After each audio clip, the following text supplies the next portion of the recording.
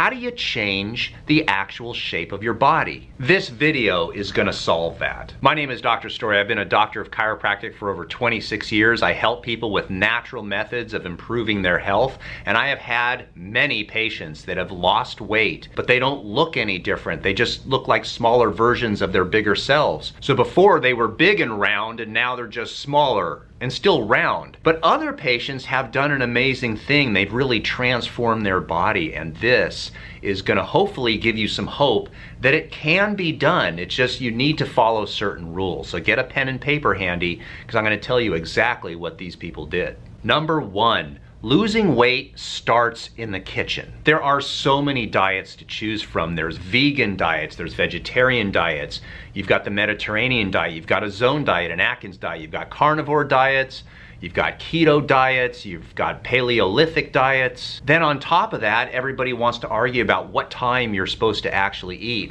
Are you supposed to eat within a 4-hour window, a 6-hour window, an 8-hour window? Do you skip breakfast or do you skip dinner? But here's the important part that you want to remember. Your body, your individual body, will probably thrive on a certain type of diet. And it's based on your own individual biochemistry. What works for me may not work for you. Your body may totally thrive on an organic, plant-based diet. Whereas some people follow a carnivore diet. They just eat basically steaks once or twice a day, and they do great. So the key to losing weight and making sure you find the right diet for your own biochemistry is to allow yourself enough time.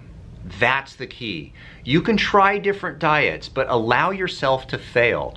Give yourself time to figure out what exactly works the best for your individual situation. However, I'm going to give you some guidelines.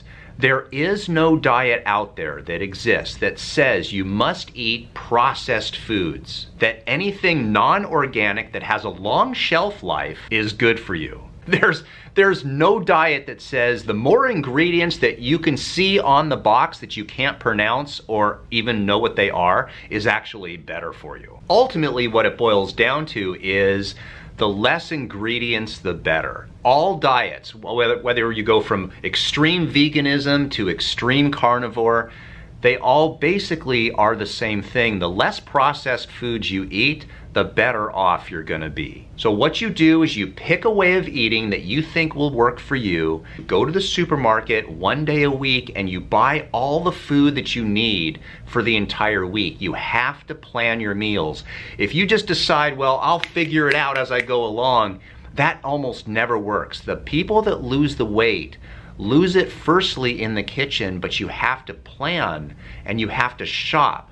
If I ask you in 4 days, what are you gonna eat for lunch? And you don't know, then you're probably not gonna succeed. You have to know exactly what you're gonna cook, what you're gonna prepare. Then you go to the market and you buy the stuff that you need. That is the key to having a successful diet. Number two, and this is the important part, without exercise, you will lose weight if you change your diet, but you're gonna get smaller, but you're gonna keep the same shape. It's the exercise that actually changes the shape of your body. Now the big problem is this, that if you are extremely overweight and you have high blood pressure, one of the challenges is that when you exercise strenuously, that can actually be too difficult for you. It can be too dangerous as far as your blood pressure. When you exercise and you lift a weight or something like that, and you just strain and you're so much that you're holding your breath, your blood pressure can skyrocket, especially the systolic, and you do not want to end up with a heart attack or stroke. That is not a good situation. So for most people, the initial exercise that you must do must be at least easy to do that isn't going to raise your blood pressure temporarily. The second component of this is that extremely hard exercises you can't do for very long. So if you can only do an exercise for 60 seconds, you're simply not going to be burning off enough energy to ever really change your body. And this is why, if you are really large and you have high blood pressure, the best exercise would be cardiovascular exercise rather than HIIT training or weightlifting. You see, cardiovascular exercise has a number of benefits. Number one is, and this is very important, is that it does not raise your blood pressure really high while you're doing it. So for those who have high blood pressure, cardiovascular exercise is a lot safer. The second is that cardiovascular exercise stimulates nitric oxide production. And nitric oxide is a gas that allows our blood vessels to expand and become pliable, and thus that lowers your blood pressure. The benefits of cardiovascular exercise are almost immediate, but then the results can last the entire day. Another benefit of cardiovascular exercise is that it's easier to do when you're large. If someone is 350, 375 pounds, it's very difficult to actually lift weights and do things like that. Whereas with cardiovascular exercise such as walking, it's something that you can do and do for a prolonged period of time. And that is, of course, the absolute key, is that the longer you can sustain an exercise, the more calories you're going to be burning. And then as you start to lose weight, as the pounds start to come off, as your blood pressure improves, then you can start to increase the intensity of exercise. So once you get into better shape, you can start to add resistance training and start to gain better muscle tone. You can actually start to gain weight in the form of muscle tissue. This is the magic formula of how your body transforms its actual shape.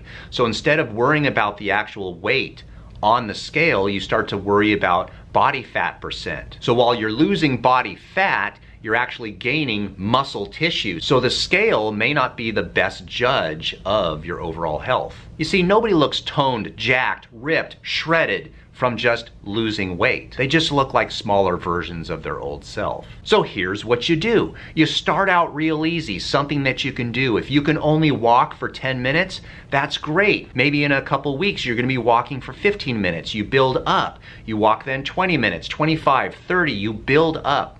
As you start to lose weight and you start to get in better shape, then you can start to add a calisthenic routine or a resistance training routine or weights. These two combinations, you change your diet and you change your exercise routine, is why Jack LaLanne used to say, exercise is king and diet is queen. And together you could build a kingdom, and your body is the temple.